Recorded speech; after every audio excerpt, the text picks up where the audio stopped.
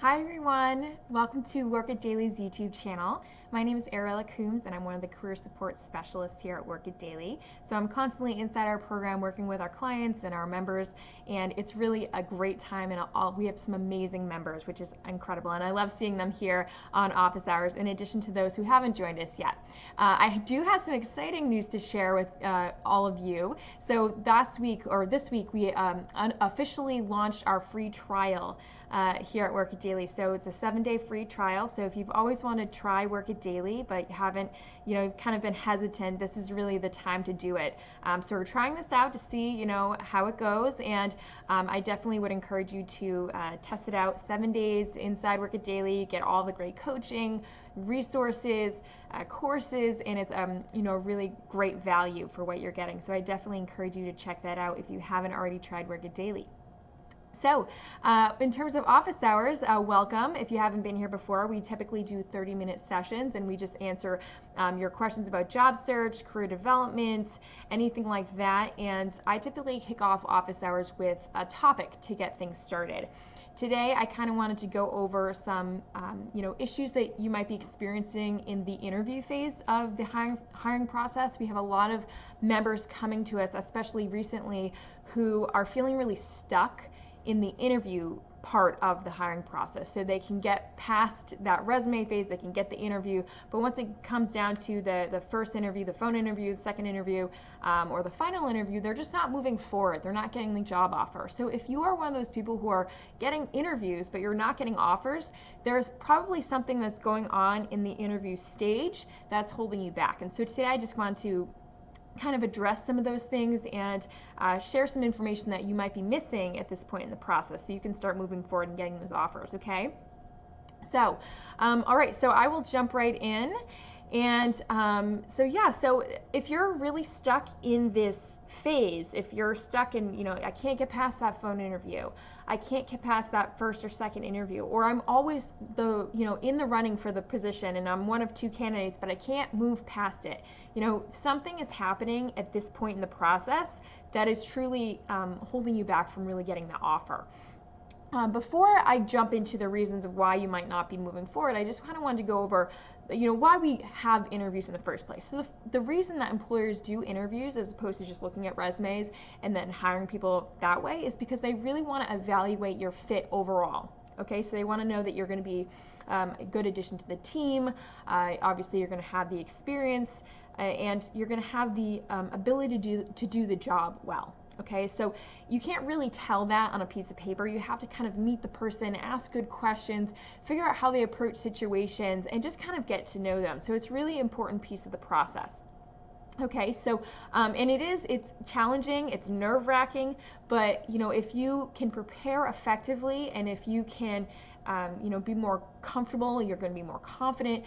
So it's really important for you to do as much due diligence before you go into these interviews as possible and really know yourself as a professional and understand where you add value and what service you provide as a candidate or as an employee, so you can fill that need, that you can alleviate that pain that employer is experiencing, because they need to hire for this position. They need someone to provide it as service so they can continue doing their great work. So it's very important for you to not only understand them as a company and to understand what they need from you, but you also have to understand what you can add in terms of your value. What service can you provide? Okay, it's really important for you to know yourself just as much. And we have a really amazing course inside Work It Daily that's part of our premium subscription. It's all about interview prep. It actually covers everything from the prep to the follow-up to getting the offer. So I would definitely consider checking that out. This is a reason to go and do that free trial. It's really an incredible resource. It's very in-depth, and a lot of people have been passing those interviews with this course. So definitely check that out. So interviewers evaluate candidates on 3 things in this order. So personality, aptitude, and experience. Okay, so your personality, do they like you? Do you mesh with the team? Do you feel like, or do they feel like you could be a valuable member to this organization? Do you fit in with their culture, their tribe? Do you have that likability factor that will make you a good addition? Aptitude. Can you do the job the way that they need you to do it? Okay, so you might have all this great experience, these great skills, but if you have different methodologies, if you have different ways of doing things, or if you're kind of stuck in your own way of doing things and you're not able to adapt, this can be a challenge for you. So we'll talk about that a little bit more, in a minute here. But then finally, experience. Do you have the skills and experience needed to hit the ground running and do this job well, to offer that service immediately? Okay, so personality, aptitude, and experience. And if you're not hitting all those areas, then you're not going to be moving forward, right? Now, there are some cases where companies will hire based on personality and aptitude. If you have that personality that will fit on that team, you have the aptitude to do that job and do it well, and they can train you on the rest. There are some instances that will happen. This is recent grads, students, people who don't have a ton of experience, but in their field. But they believe in you because they felt a connection with you, they felt like you got them, and you clearly understood how you can be a valuable member even if you lack the experience and the skill set. So this does happen, but if you really want to win over hiring managers and the hiring team, you need to really express these 3 areas well. Okay, so some things that might be holding you back in this process, you didn't mesh with the interviewer or the team, it just didn't click well, maybe it was a little awkward, or you just didn't really have that connection. You gave them that impression that you're stuck in your ways and you aren't willing to adapt and do the things that they need you to do in the way that you need, or they need you to be doing them, right? Obviously, you don't have the skills and experience needed, and you honestly, if you didn't give them the impression that you really wanted this job, then it's gonna, that can actually come down to, if you're one of the final candidates, if the other candidate expressed more enthusiasm about the opportunity than you did, even though, you really want this job, you could be the one that loses out on this opportunity. So if you didn't give them the impression that you wanted this, you weren't prepared, you just didn't show your excitement, things like that can really hold you back from moving forward. I know it's a little stuff, honestly, but it's really important to kind of think about these things as you're going into these interviews, because it's competitive, right? So you want to make sure that you're giving your A game in these interviews, and you want to make sure that you're covering these areas, okay? Okay, so other reasons that you might not have moved forward. So these are like actual things that might have happened in the interviews that you're going through. Okay, so you failed to recognize and speak to the interviewer's interaction style. So you didn't really click. You didn't recognize what interaction style that interview had. You didn't know how to kind of play to that interaction style. And we do have a great quiz on this interaction assessment quiz. We do have it inside our program, but we also have a quiz that's temporarily down right now, but once it's back up, you should definitely check it out to understand what your own interaction style is and how you can interact with other styles and identify those styles, okay? So it's really important that you do this in order to make that connection right off the bat, okay? You ask the wrong question. So, for example, what does this job pay? Tell me about your company. Things like this, things that you could find with a simple Google search, or questions that make you look a little bit too desperate for this opportunity. So if you're talking about money right off the bat, they might not see this as the opportunity for you because you're really in it for the money. That's what they're going to assume. So it's really important that you go and do your homework, understand that you need to be asking some great questions here about the opportunity, about the company, about the team, and we have a really amazing video over on our YouTube channel. You should definitely check it out. It's 8 interview questions you should be asking, or 8 questions you should be asking in an interview. So definitely check that out if you're struggling in this area. Okay, you didn't give succinct answers, or you're too long-winded. So if you're giving these long, drawn-out answers, it's going to put the interviewer to sleep. Okay, so you really want to keep them concise, but to the point. Make them specific but to the point. Okay, so I tell people in our program all the time, use the the stoplight rule. So the first 30 seconds of you talking, it's a green light. Okay, you're good. That second 30 seconds, so when you're approaching that 60-second mark, that's a yellow light. If you're going a little bit long, but if you need to kind of tie up loose ends, you can do that. Once you're past that minute mark, you're in the red light. Okay, so it's too long usually, and you're going to lose their attention. So it's really important for you to practice your answers and structure them in a way that you can be concise but specific and give them the information that they need. And they can always ask follow-up questions if needed, but you really don't want to draw like your answers on too long, okay?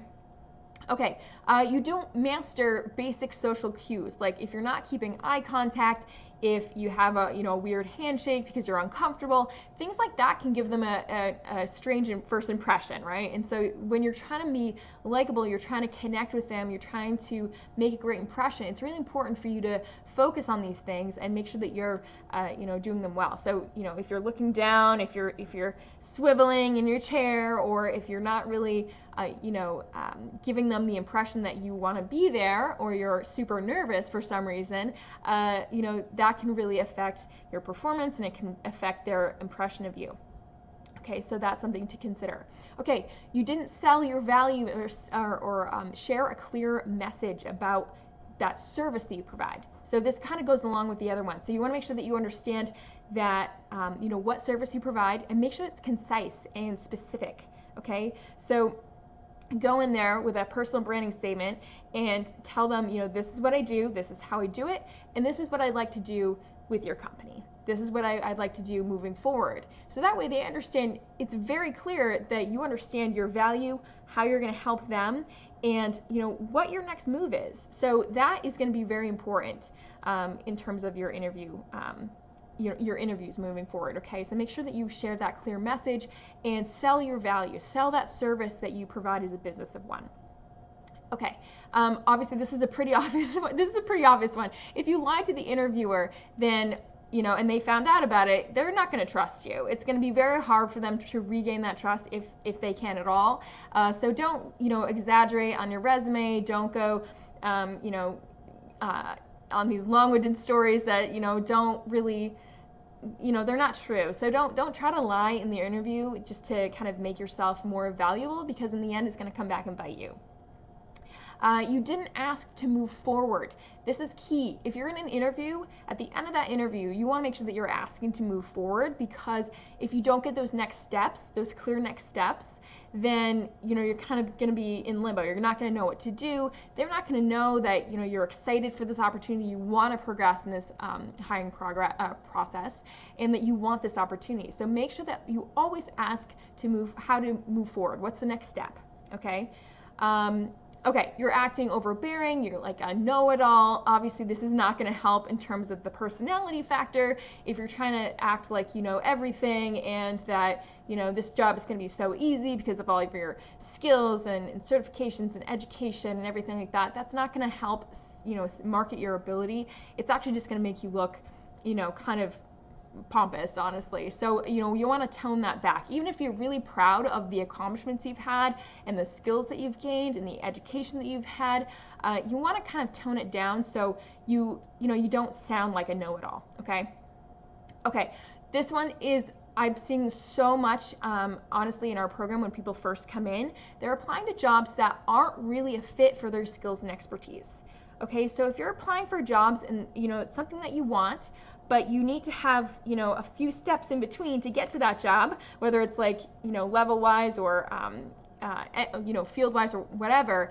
If it's not a job that you really have the skill sets for, it's going to be very hard for you to get past this process. Honestly, it's probably going to be very hard for you to even get an interview, because if you don't have the skills for the job, if you're not applying to the right job for your experience and your skill sets, it's going to be very hard for you to get past this process. Okay, finally, if you let your nerves get the best of you in this process, it's obviously going to make them feel uncomfortable. You're not going to make that great connection because you're uncomfortable. So my advice that I give to everybody in our program is to really take some time, practice, structure your answers. Get in front of a video camera and start recording yourself answering basic questions that we teach inside the program, and get comfortable, speaking to, whether it's a camera or to a person doing a mock interview. Get comfortable doing it, because the more comfortable that you are, the more confident you're going to be, and the less nervous you're going to be during this process. And then that's going to really help you get past this interview stage so you can get an offer. Okay, and then the next thing you have to worry about is the salary negotiation stuff. So that comes later. But honestly, best advice for you is practice, practice, practice. Get comfortable with yourself. Get comfortable delivering your answers. Understand what kinds of answers you need to be explaining and sharing, so that way when you go in there, you're going to be fully prepared, you're going to be confident in yourself, and you're going to be comfortable, and you're not going to let those nerves get the best of you. Okay? All right, so I just want to make a couple quick notes, and then I'll get to questions. So if you're constantly finding yourself down to being one of the final candidates, okay, but you're still not moving forward, something to keep in mind is sometimes the hiring manager just needs to pick somebody. You guys could have the same resume, you could have, both great scores, they really want to hire both of you, but they can't, and they just have to pick somebody. And if it's not you, then you have to think about, okay, well, what can I have done to make a better kind of impression? Is it something that I could have done? Could I have connected with the interviewer more? Could I have expressed more interest in the opportunity, like I had mentioned earlier? If you're not really expressing that enthusiasm early on and throughout the process, it could come down to those two candidates, and this person really, really was excited about the opportunity, and then you obviously were excited but didn't have that same enthusiasm level. They're going to go with this person. Okay, so little things like that can make a difference at the end of the hiring process, because it can come down to those little things. They just have to pick somebody, and if they like someone more and you guys have the same experience, then that's just how it goes. So definitely keep that in mind, that little things do matter. Now, if you don't move forward in the interview process, okay, it's really important for you to kind of keep your head up and be grateful for, the chance to interview with this company. Because if you, kind of have a, I don't want to say tantrum, or if you have a negative kind of ending to this, you're probably going to hurt your chances of getting an opportunity there again. So it's really important for you to be grateful for the process, thank them, show that you're still interested in the company and that you'd love to find a way to contribute down the line, and ask how you can stay on the radar screen for other opportunities, and then of course wish them the best. Wish them the best, okay? So this is really going to keep things on a positive note. They're going to remember you and say, this person, they really crushed it throughout this interview process. We really liked them, but we had to go with one or the other, and we chose the other. And they just ended this so well, so we'll keep them in mind for future opportunities. Also, if this candidate doesn't work out for this opportunity, they're going to come to you because you've already been through the process, and you ended on a great note. So keep that in mind, people. If you're going through this process and you got to the end and you just missed it, make sure that you're ending on a positive note, thanking them, being grateful, expressing the interest in continually trying to find a way to contribute, and of course wishing them the best. Okay, so that's really going to help them see that you are a good candidate and they can find an opportunity for you down the line. Okay, so keep that in mind. All right, so that was a lot of information, but I hope it was helpful. If you're feeling stuck in the interview phase of the hiring process, really consider this. Think about these things and how they might be affecting your success here. Okay, so let's get to some questions here. Oof, lots of questions today. Good. All right. Question: I had an interview a few months ago and didn't get the role. Another role just opened up at the same company. How can I reach out to the hiring manager who I was in contact with to ask about it? Well, if you have this person's email address, I would definitely, or even if you're connected on LinkedIn, I would definitely reach out and just say, hi there, not sure if you remember me. I applied to this role a few months ago, and I just wanted to reconnect because I saw that there was another great role here, and I just wanted to get your thoughts on what kinds of things you're looking for a candidate for this type of opportunity. I'd love to hear more. Looking forward to chatting. Something really simple to reconnect, remind this person who you are when you applied, and that you love to find a way to earn a position here, and that you're just trying to ask for more information in terms of who's going to stand out. What can I do here to earn an opportunity like this? Okay, that would be my advice for you. All right.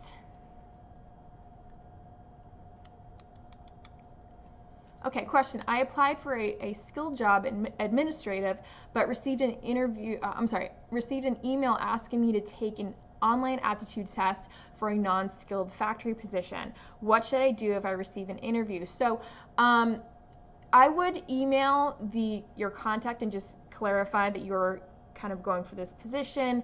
If this is something that you absolutely don't want, I would definitely do this and say, hey, like I just want to, get some clarification. I'm happy to take this test, but I just want to know the relevance to this opportunity that I've applied to. Okay, and if they say, it's standard, we just want everybody to take it. Obviously, you want to take that and move through the process. But if it's something that you really you don't want to waste their time on, you don't want to waste your time on because it's not something that you want to be doing, then you should absolutely email and say, hey, I just want some clarification on how this relates to this type of opportunity. Just wanted to make sure that we were on the same page. Of course, happy to take the test.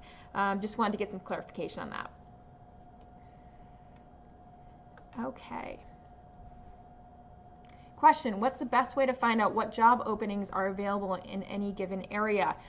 So great question. So honestly, you can look on job boards, online job boards, to get a sense of what companies are hiring right now, what types of roles that they're hiring for. And that's a great resource. Job boards are a great resource to kind of see what companies are hiring for and what companies are hiring in general.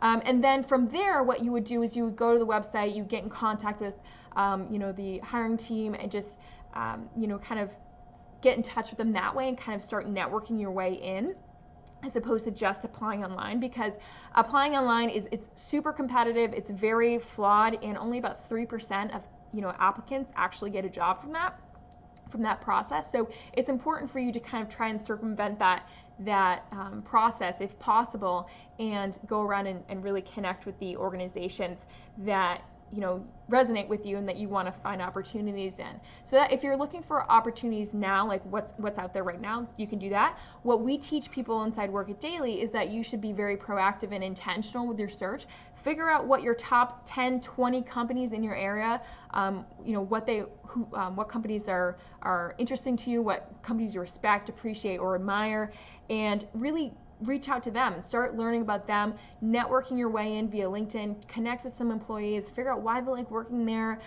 just kind of building some roots in those organizations, because that way you can really get your hand in those hidden job opportunities, those hidden opportunities that you're not going to see on job boards. Okay, so if you can network your way in and establish connections with these organizations that you really want to work for in your area, then you're going to set yourself up down the line to get referrals, to get introductions, to get recommendations, people to pass along your resume. Things like that are really helpful, and they actually help you stand out more than anything else in the hiring process. If an employee or multiple employees are saying, please check out Carrie, she's amazing, she's been chatting with us for a while, and we love her and we think she can fit in here, that's going to mean so much in this hiring process, as opposed to going online and just looking at a resume without a face to the paper, and you don't have anybody vouching for you. That's really the best way to do it, is to really try to put those roots in. Okay, but if you're looking for what's available now and you're just trying to explore, definitely leverage those job boards to see what's out there, what companies are hiring, what types of roles they're hiring for. Okay.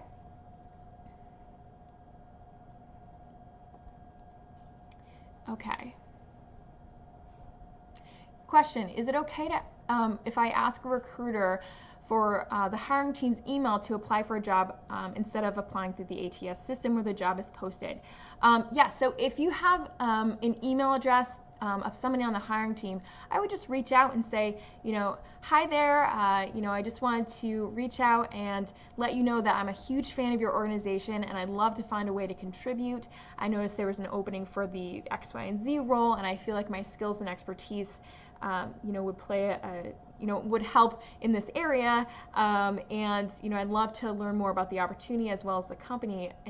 Can I connect with somebody on the hiring team or in the organization? If you want to reach out that way, but again, I'd really encourage you to start connecting with employees at the company, So that way you can kind of build those roots in there. But you can absolutely go and try to email them. You can even use I think it's called it's hunter.io. If you're trying to find email addresses for the hiring team, this is a really cool site where you can put in the company name and it'll bring up some email addresses. They're not always correct, but it's a great way to kind of at least try to get that email address for the hiring team or the recruiter, or someone in that department, so you can really reach out that way. But I wouldn't just send your resume and cover letter immediately. I mean, I guess you can send your cover letter as an attachment, but I would really focus on getting that conversation started at first before sending all of your materials in. I would just kind of start with, I'm interested in finding a way to contribute to your organization. I'm looking for roles like this. Do you even have any advice on, what candidates should be thinking about? What are you looking for these types of roles?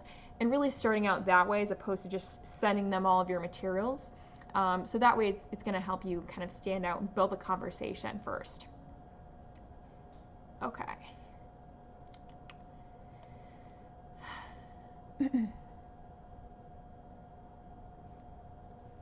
Question. When you get a note that you didn't make the small pool of candidates for an interview, how should you respond if you really feel like you are more qualified for the position? So great question, and we went over this earlier. If you weren't selected, if they're saying, we're not moving you forward in this process, I would absolutely 100%, no matter where you are in the hiring process, honestly, send them an email and thank them for the opportunity for interviewing, thank them for the time and consideration.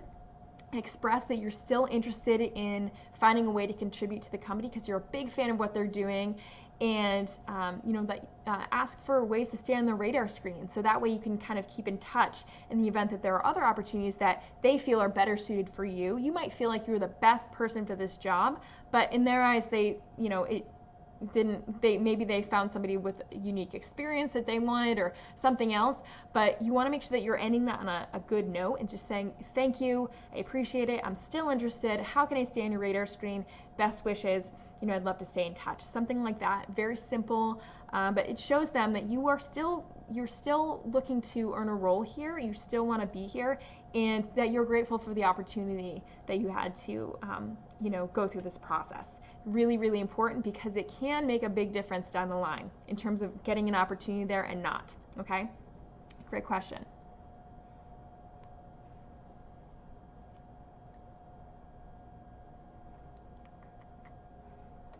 All right. Question. How would you recommend to write the key skill sets at the top of the resume, especially with little experience? So at the top of the resume, what we teach is that you just list 2 columns of your top job-specific hard skill sets. Okay, so things like project management, customer service, that kind of thing. You really want to think about the opportunity that you're applying to and scan that job description for any other hard skill sets that it lists. Make a list of all those hard skill sets, and then essentially go through and cross off anything that you can't support with your experience. So if you've never had experience if you've never managed projects, or you don't have any experience in project management, cross that off.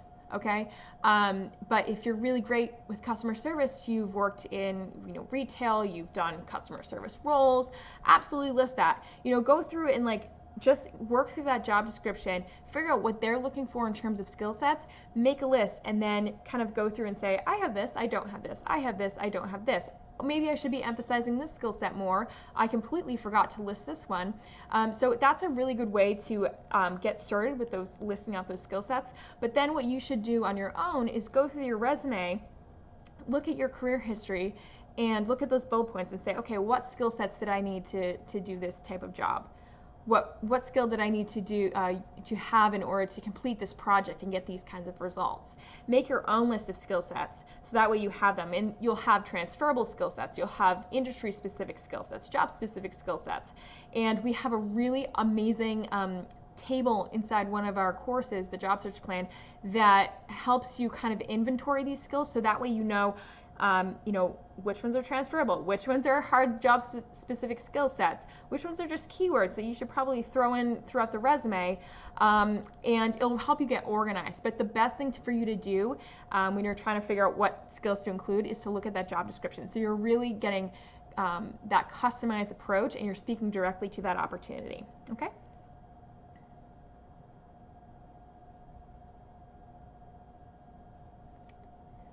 All right.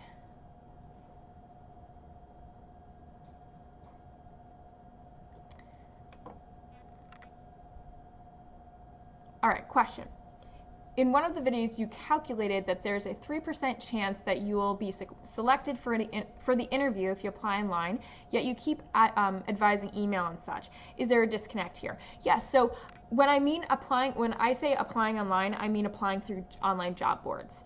So when you're filling out online applications and you're sending your resume through this, it's called the applicant tracking system. It's like a resume filtering system.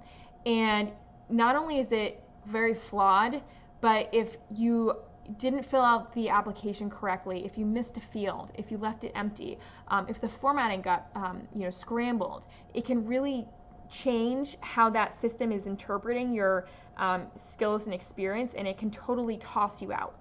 The other thing is since applying online is so accessible, so many people are doing it, right? So you're going to have a lot more competition for these postings. So it's very challenging. It's competitive.